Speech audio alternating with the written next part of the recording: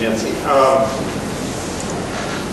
I'm with the Center for Neighborhood Technology, and we're a not-for-profit. I've been around 32 years. We have an office in Chicago, and we focus on sort of urban sustainability issues, including energy, transportation, and climate, in addition to natural resources, which for us really focuses on stormwater management. But we are involved in research. We do a lot of advocacy in terms of working on legislation, and we do demonstration projects that you must be hearing about here, as well as work on how you get what we see as good stormwater management replicated on a much larger scale. So we have developed a toolbox of online tools that I'll mention, and we have developed policy recommendations. We are working in Hickory Creek, which is in Will County, pretty close to the Plainfield area. And we do a lot of work with schools and education, and really encourage practices both home and municipal scale. So we've had 4 years that we have worked on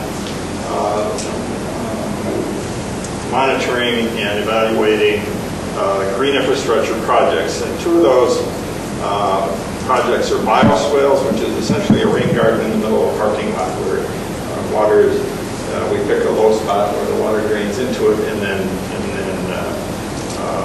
initiate infiltration rather than keeping pavement. And we've gotten rain gardens of various sizes and shapes that we're working with, and a vegetative swale up in Lake County.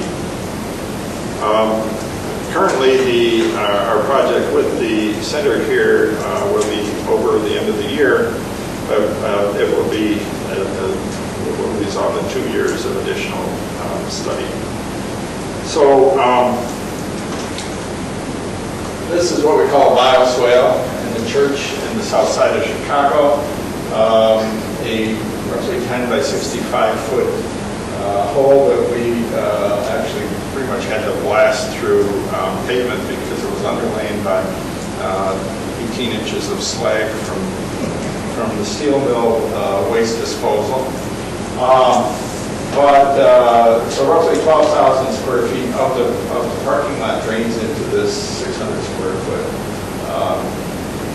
thing. They finally got there's a couple of sewers on the other side of this. This is not built in the lowest spot in the parking lot. We didn't have the money to do that. So there's some sewers that are supposed to drain that have been plugged in just about a week ago, and finally after 5 years got fixed. This is kind of what it looks like after a rain, but the puddle disappears in a day or so rather than weeks. So we're getting infiltration rates of from 0.2 to 0.8 of an inch an hour in the native soils underlying this. For about 1/2 inch, it operates as it should, but after 1/2 inch of rain, the water from the low spot creeps up, and we lose some of our accuracy. Now that that's been fixed, we've got a couple more months for this. So the main thing that we're concerned about is, we have about it's about 1.5 feet deep, so that we have, after this is the precipitation events up here, after them, more or less the stable water level under this is roughly 1.5 feet, and the water increases sometimes ponds in these things up to 1.5 feet. And what we're really interested in is the rate of lowering the water table after the event. We have rain gauges on the school roof in places like this, and then we have 1 to 3 well points in the area. With another school, we were able to get a donation of 2 15 by 15-foot patches of what we call pervious concrete made by Ozinga here as their formula. And there, after a long period of time without cleaning it, we only got about an inch and a half of infiltration per hour. But after cleaning, it was 33 to 88 inches per hour. This is underlain by a very sandy soil. And then after winter, that had cut down roughly in half. It was a third. And but power wash or vacuum cleaning would bring it right back up to the very high infiltration there. In the village of Bellwood, we built 2 rain gardens that take water off of a roof over in this area. We have one that we put native vegetation in, another one we put turf grass in. We replaced essentially the grass that was taken off the site before. And what was amazing, and I think Mr. Cumberny would understand, in the turf grass we were getting 91 inches an hour of infiltration. And then the native vegetation would get 3 inches an hour. And unfortunately, a lot of that had to do with the way we essentially disturbed the soils, put it back again. We are now going to be doing a little more testing now after a couple of years and seeing whether we can get better. These were measured by raising water under the beds.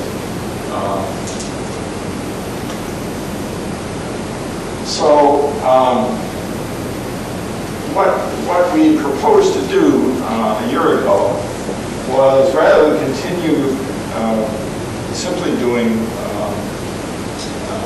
these events, they're really dependent on what the rainfall is and what happens afterwards, and kind of waiting for events to do. The University of Minnesota has developed a fairly elaborate monitoring procedure using infiltrometers. They're a little different than the ones that were used previously here, but essentially where we can control the aspects and see what's happening. We don't have to wait for rainfall events. And one of the things we proposed to do was do an inventory of all of the green infrastructure features we could find in the Chicago region. The city has talked about maintaining inventory. Nobody had been doing it, so we were able to divert some of our funding from this project to do that inventory. And so, again, we can monitor more efficiently, you might say. We can look at different size BMPs, not just a few. And the inventory will be very helpful in our big dream of getting kind of massive amounts of green infrastructure established in the region over a reasonable period of time so that it can make a difference in farming life. So we essentially set up an e-survey site on the web and sent out requests to 200 informants to give us what they knew about these. So far, we've got 160 responses. We know there's a lot more out there, although probably not as many as we might have guessed. And every week I find several others in various ways. So we expect this list to continue to grow and then to grow much faster when we're able to actually get more implementation. So we've So we've located 57 rain gardens, 27 permeable pavement features through this method, but the city of Chicago has a list of 200 alleys that they have converted to permeable pavement of various kinds. So we're not going to map all of them, we'll pick some that the idea here is people can go see them and learn from them. 17 bioswales. We got green roofs, 8 green roofs on our survey, but again, we have a list of 400 green roofs from the city, some of which, probably a majority of which have never happened. They've just gotten permits, and only a very small fraction are actually available to the public to view and to learn from. So, but we will map some of those. And some water harvesting systems that have used large barrels or systems to cisterns to harvest water. And then there's 52 other kinds of things that once we get looking at them, they turn out to be some of the others, but a lot of them are just native landscape areas. Some of them, 300 or 400 acres size that we certainly don't want to ignore. So what we did, we're selecting 15 of these, either rain gardens or forest pavement, to do some actual monitor evaluation of their performance. And using the University of Minnesota procedure, we go out and we take a look at them, we determine what kind of drainage areas go into them, what it looks like in terms of are they often ponded, there's a lot of siltation, the condition of vegetation of the soil. And then for about 15 of, we're doing that on virtually all of the rain gardens that we find in some of the forest pavement. But on about 15 of them, we're doing some infiltration ring testing. Kane Associates is our consultant on that. And on a few of them, that we will do essentially fill them up with water and see what happens. So these are roughly 10, I think, sites that we're currently doing infiltration testing.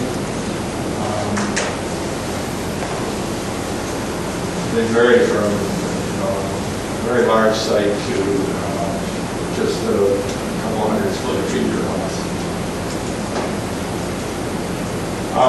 They use a single ring infiltrometer, which is, I guess, the next stage up from what Harmony was using.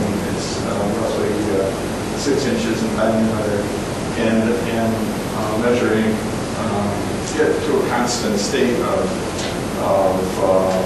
water infiltration, and then measure time from 58 to 90 inches. And for smaller rain gardens, we do 3 of these per garden. For the medium size, 5 per garden, and some are doing even more than that. This is just a look at the infiltrometer we used. So we're still in the sort of data management area, so we haven't done a lot of calculations, but we've gotten anywhere from 8 to 22 minutes on an average for the infiltration on various rain gardens. But also, even within the same rain garden, we get dramatic differences. At a church one, it's only 100 square feet, but we get from 6 minutes to 48 minutes in the same little site. In another one, ranged from 1.5 minutes to 22 minutes. So you do get an order of magnitude or more of variation. And in forest pavement, we're doing the same thing. There, we're essentially measuring at we don't have the capacity to clean them and then measure them, but we do take a typical back up a couple of slides? Yeah. That one or previous? One previous. I was trying to understand the last sentence, 1.75 minutes to 22 minutes. Yeah, that's to go essentially 19 inches for the water level in the infiltrometer to be reduced by a third of 19 inches. Okay. So, you know, and then we'll convert that to inches per hour. Inches per minute. And we just wanted to show the variability again. So our objective, and we're seeking funding constantly to sort of bring this up to scale. And one of the tools that we feel are important is what we characterize as an infiltrometer, or a permeability index for, let's say, a neighborhood or a city, where you can expand this kind of analysis and bring it to a much larger scale. You can set targets and then measure your progress over a period of time. We can look at the costs and come up with strategies that can be affordable. You know, if you need, there's a lot of permeable pavement, for instance, in Chicago, but it tends to be like the Morton Arboretum or White Sox Park, where there's a lot of subsidies. Well, White Sox Park, I guess, wasn't a subsidy. They've got a 9-acre permeable parking lot. And they saved a lot of money because they didn't have to put any sewers under it. But Morton Arboretum, for instance, they got $1 million grant from the state, that state, 319, to do a parking lot. And that's not sustainable. So we're really looking for small-scale, inexpensive alternatives. And, you know, again, unless you can count how things are going, you can't really count that and be part of your strategy. And we're primarily concerned even with the existing neighborhoods, in addition to new development. So, I think I showed this the last time I was here. One of our initial rain garden projects was at a school, and the students decided to name it after Wangari Maathai, who was the woman from Kenya who got a Nobel Prize for growing 1 million trees in Africa. And she has our mantra now that has to be replicated 1 billion times around the world. So we were thinking maybe 10 or 100 billion.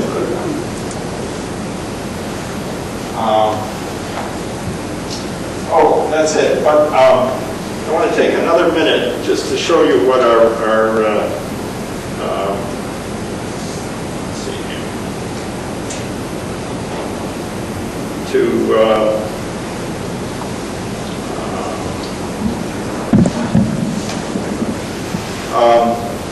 What our inventory is going to look like. So,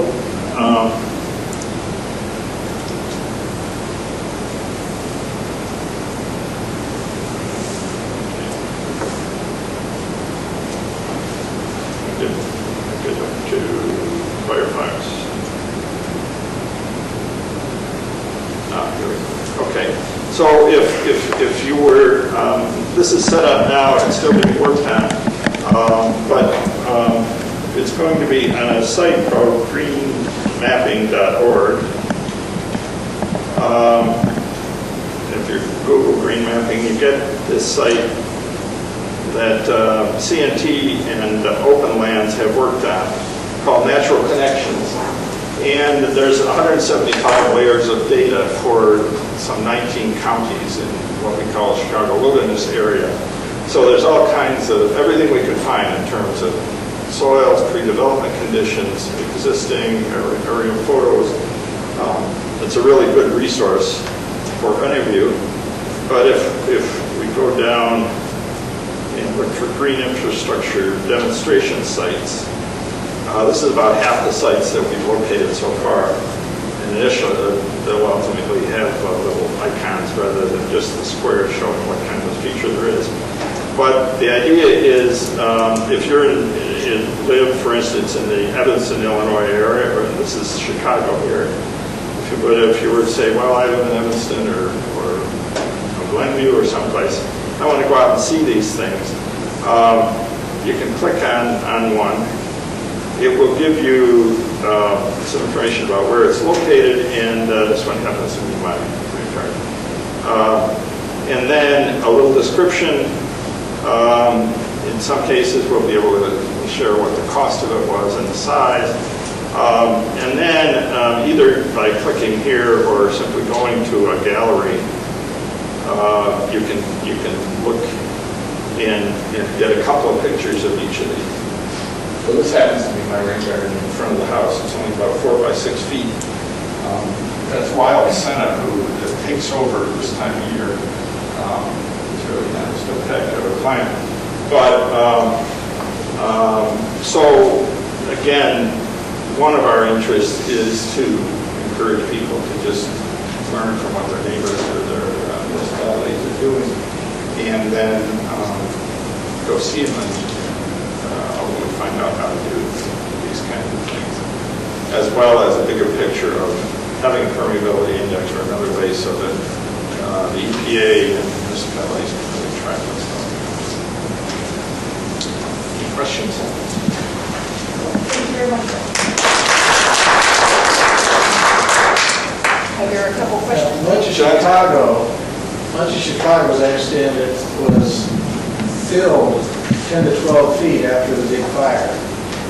And in a lot of neighborhoods, particularly to the south, I've noticed the streets are 8 to 10 feet higher than the yards.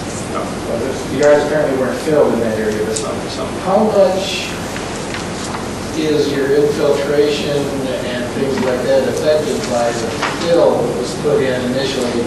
And was that fill haphazard, like it often is, or was it somewhat consistent material? Well, I'm not sure we can really answer that question. We assume that it's sort of garbage soil. You know, it's not soil, it's fill. And you can see that, you know, what Harmony found in his sites kind of multiplied in Chicago because you've had fill and then building and refill and who knows what's under there. But we are finding that kind of amazingly enough, other than one place so far, if you put a little depression in the soil, or just use an existing depression, then you'll get pretty good infiltration. Now we really promote native plants to increase that infiltration. I think part of it is sort of an aesthetic and a spiritual and a biodiversity goal, you know, there are people that really swear by it, but I think we certainly want to believe we can increase infiltration by using these plants, and that seems to be the case. So, you know, I think our final report will show that once they're with the handwriting. Yes? What happens in the wintertime, like that parking lot with the schoolyard in the middle of it and everything freezes up and there's snow on the ground? What are the guys who have to shovel the snow off the parking lot? Well, you know, some of it, if you have pavers, there's some issues in terms of plowing and kind of, you've got to be careful. The concrete, from our observation, certainly from the standpoint of the contractor, supplier, has the advantage that it's about as smooth as concrete now. We've observed as well as, and we're going to be doing some measurements as late as we can this year, that even a few inches below the surface, there really isn't much.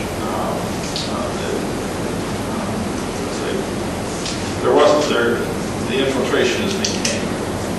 so that you get really hard freeze.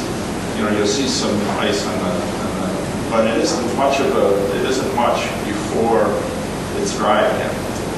And one of the advantages is you don't have a big pile of snow over here that's trickling down to the low point and refreezing it. As it trickles, it just disappears. So, I think we're encouraged about the performance of at least the concrete and the paper. Yes?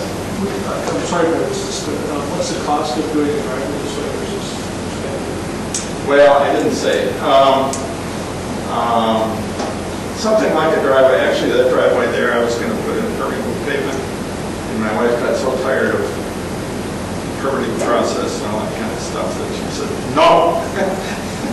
So we don't have it. But it would have been probably a 50% more for something this size. It depends on a lot of things, including how much stone or whatever you want to put underneath it. In this case, since it's a sloping driveway, we really wanted to keep water from going through it and then immediately running down toward the garage. So we would have had a lot of stone out by the street. I think in a lot of circumstances, the costs of permeable pavement is going to be pretty comparable when you talk about if you can get your regulators to give you some credit for detention or whatever, so that you can take advantage of this. And that's sort of the policy things in terms of how these things are credited is a big deal. So it's certainly worth considering. In some places they put in coarse pavement plus a bioswale, which probably is overkill in order to get that credit. So I think as time goes on, there's going to be, I'm convinced that any parking lot can be designed with bioswales to work really well, cost effective, if you start out draining in the right direction. Yes? If you could go back to your presentation.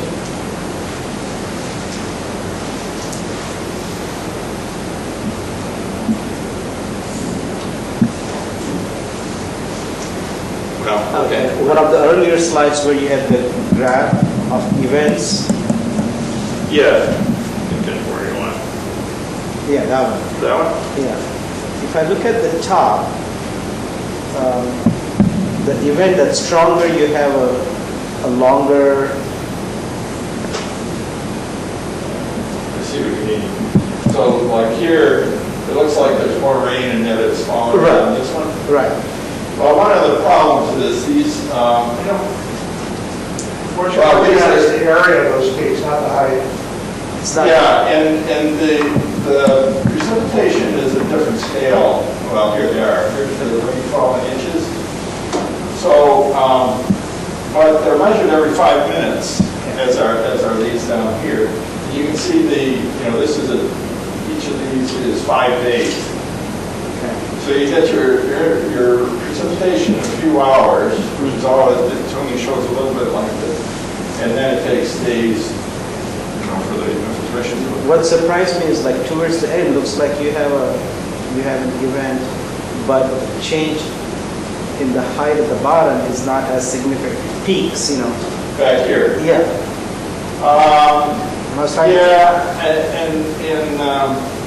I think probably the explanation is that these volumes are different, And those are substantially less than these volumes, although it doesn't